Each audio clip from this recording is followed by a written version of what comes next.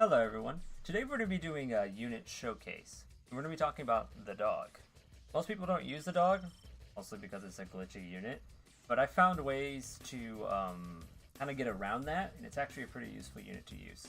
So, in my mind, there are three main uses of the dog. One is scouting. It's got decent vision and decent speed. So, you send it to the enemy base, and then, for example, pair it up with, that's the wrong dog, and then pair it up with some grenadiers. Scout the enemy power plants, then kill them with the grenadiers. Grenadiers don't have great vision, so sometimes you can waste a lot of time trying to find the power plants. Once you have the dog at the enemy base, you can also camp the barracks, which forces the enemy to deploy defense if they want to survive. And so the best way to camp a barracks is this tile. The dog will kill anything that comes out of the barracks, and make sure, do an example here if I can. It won't stay in that spot, so you have to make sure to return it. So it requires a bit of active micro. But you can hear the dog chewing on someone, so it's not too hard. The next main use of the dog is preventing the enemy's harassment. So the dog has target priority selection on infantry, meaning it'll ignore vehicles. That's pretty useful, because oftentimes harassment might be paired with an APC. They also kill infantry really fast. So these grenadiers are killing a power plant. Just very quickly kills all the grenadiers. It's a very good defense. Also, as you notice, dogs don't die to the grenadier explosion, so that's useful as well. Flamer drops also suffer the same fate. Just gotta watch out for that APC. Make sure it's firing at something else. Oh wait, right. And this would of course be faster if you attack move, but I can't attack move my own units. So it's a very effective defense.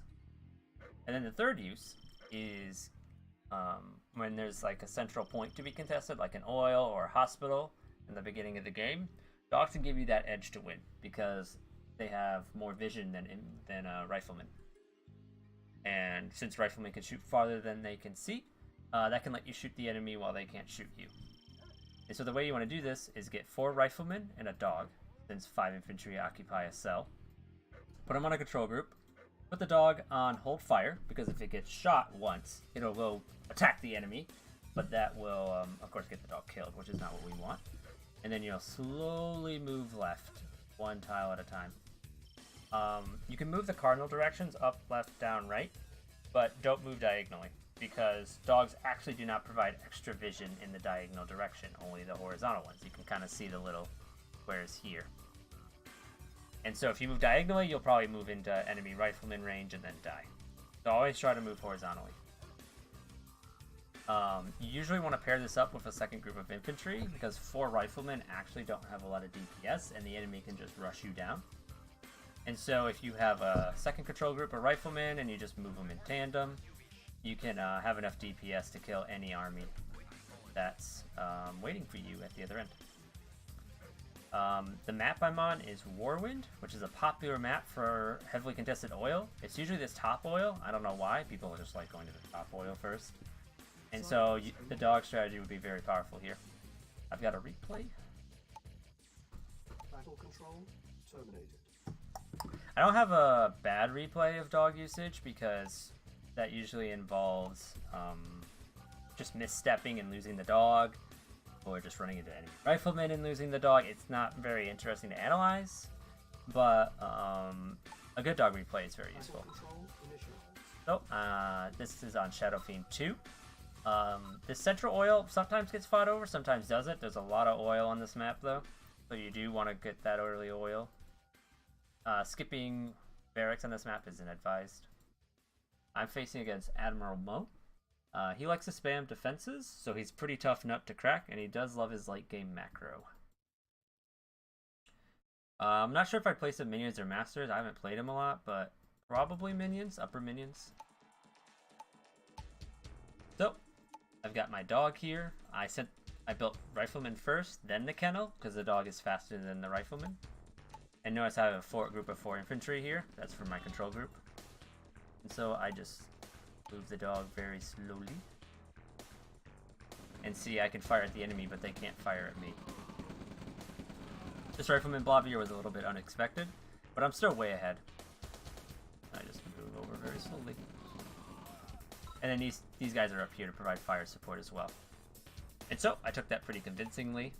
I lost 3 riflemen for his 9, which means the dog easily paid for itself, and I have map control. At this point, I didn't kill his engineer. There's really only one spot his engineer could be, unless he's capping the bottom right. So I send my dog over here quickly, and I do end up catching the engineer.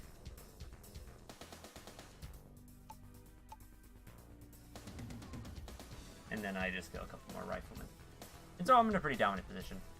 I've begun using grenadiers to actually kill the enemy's oil rather than capturing it. This is generally the enemy's side of the map. And that's because the enemy usually just recaptures the oil anyway. But if you kill it, it's completely denied, and they can never recapture it.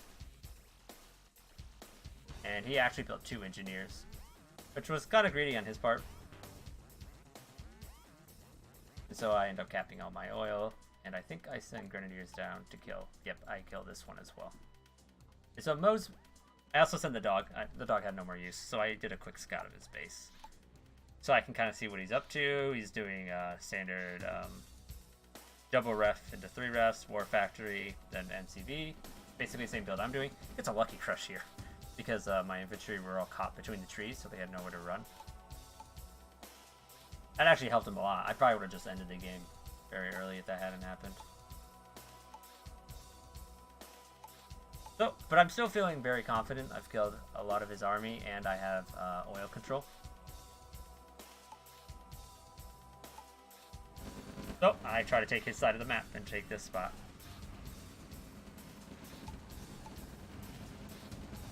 Fortunately, did not actually get the MCV, but I managed to claim the spot regardless. But Mo does the smart thing and immediately sends an MCV up the left side. And he just killed my oil in the middle during that, so I don't know if that was worth it.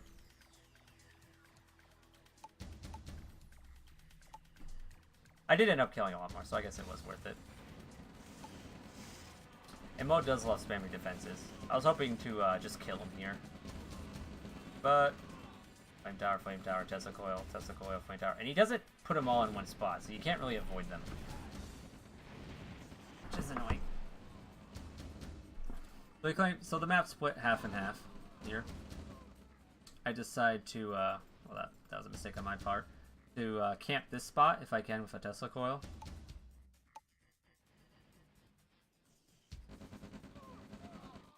I end up misplacing the Tesla coil though. I place it down here, stop the infantry, but ideally I would have liked it up in here in this cranny.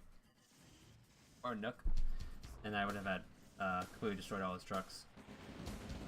I know his army's up here, so I just do a straight assault on his main base, try to kill as much as I can. But I still think I'm ahead. I don't know if I actually am ahead, but regardless, it works out. I'm a little ahead in assets, which is really all you need. But his radar tech hits, and he's got a V2, so he ends up stopping this attack.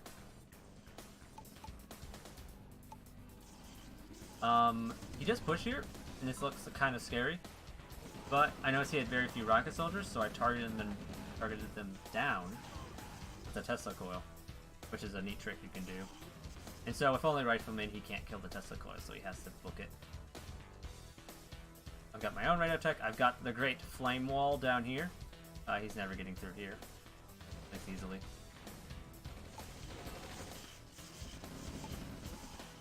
And then we have a little front car over here. Still pretty even. I think I'm ahead in assets and destroyed. Yeah, I'm actually quite a bit ahead. Yeah, I'm pretty ahead in assets actually. And so, I accidentally produced a bunch of infantry over here, so just got nothing else to do with them. Might as well attack along this flank. This flank's pretty deadly, by the way. Most people will attack through here or up through here if the map's split like this. You have to make sure you're extra careful. I had placed a flame tower. I mean, the thought that counts at least. But you gotta be very careful of this flank. Anyway, Shockies, frame troopers, rocket soldiers. I'm in his base. He's got no MCV in here as well. So his main base gets pretty cleaned up. And he throws away this army because he's got no armor to support it, so the Shockies just rip through it.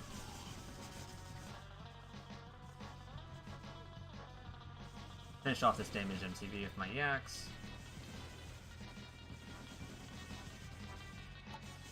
This is pretty over at this point. Mo's just kind of hanging in for the fun of it. And then this is my GG push. There's really nothing here to defend it. And he calls it GG.